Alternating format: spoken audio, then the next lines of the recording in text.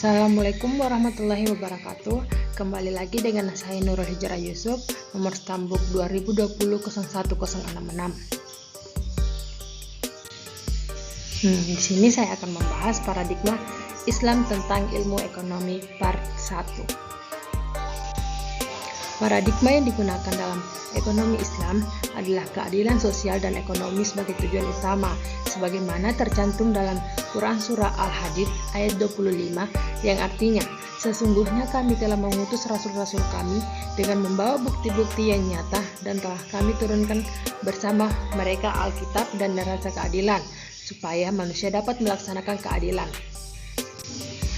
Ekonomi Islam adalah ilmu dan aplikasi petunjuk dan aturan syariah yang mencegah ketidakadilan dalam memperoleh dan menggunakan sumber daya material agar memenuhi kebutuhan manusia dan agar dapat menjalankan kewajibannya kepada Allah dan masyarakat. Tugas-tugas tersebut adalah: yang pertama itu mempelajari perilaku aktual individu dan kelompok, perusahaan, pasar, dan pemerintah.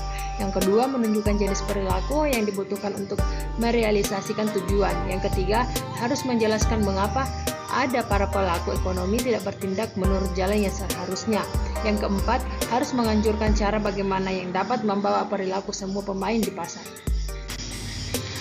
Hakikat ilmu ekonomi berasal dari kata Yunani, oikonomia, yang berarti pengelolaan rumah di mana bagaimana cara rumah tangga memperoleh dan menghasilkan barang dan jasa untuk memenuhi kebutuhan hidup. Ilmu ekonomi dapat didefinisikan sebagai ilmu yang berhubungan dengan produksi, distribusi, dan konsumsi. Pada tingkat ekonomi makro, para ekonom, dan pejabat birokrasi pemerintah sudah mengenal konsep-konsep ekonomi seperti pendapatan nasional bruto, konsumsi, tabungan, investasi, jumlah uang beredar, suku bunga, inflasi, neraca perdagangan, neraca pembayaran, kurs, APBN, dan lain-lainnya.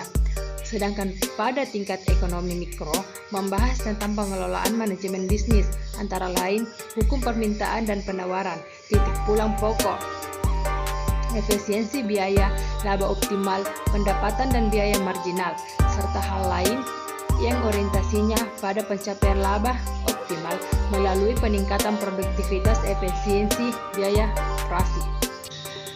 Ilmu ekonomi modern telah menanamkan paradigma tentang hakikat manusia sebagai berikut. Yang pertama itu, manusia mempunyai kebutuhan tak terbatas. Yang kedua, dalam upaya merealisasikan kebutuhannya, manusia bertindak rasional. Yang ketiga, manusia adalah makhluk ekonomi. Dampak dari paradigma tersebut adalah: yang pertama, tujuan hidup manusia hanya mengejar kekayaan materi dan melupakan tujuan spiritual. Yang kedua, manusia cenderung hanya mempercayai pikiran rasionalnya dan mengabaikan adanya potensi kesadaran transendental atau kesadaran spiritual, kekuatan tak terbatas Tuhan yang dimiliki manusia. Yang ketiga, mengajarkan bahwa sifat manusia itu serakah. Keutamaan mempelajari ilmu ekonomi. Dengan mempelajari ilmu ekonomi itu ada 6. Yang pertama itu membantu mempelajari dan memahami perilaku ekonomi. Yang kedua, membantu menjadi masyarakat yang cerdas dalam suatu pekerjaan. Yang ketiga, membuat untuk efisien dan efektif dalam berperan di berbagai pekerjaan. Yang keempat, membantu mewujudkan perilaku ekonomi menjadi lebih baik. Yang kelima, membuat seseorang lebih mahir atau ahli dalam perekonomian. Yang keenam atau yang terakhir, memberikan pemahaman atas potensi dan keterbatasan kebijakan ekonomi.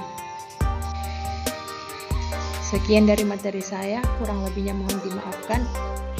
Terima kasih, thank you. Wassalamualaikum warahmatullahi wabarakatuh.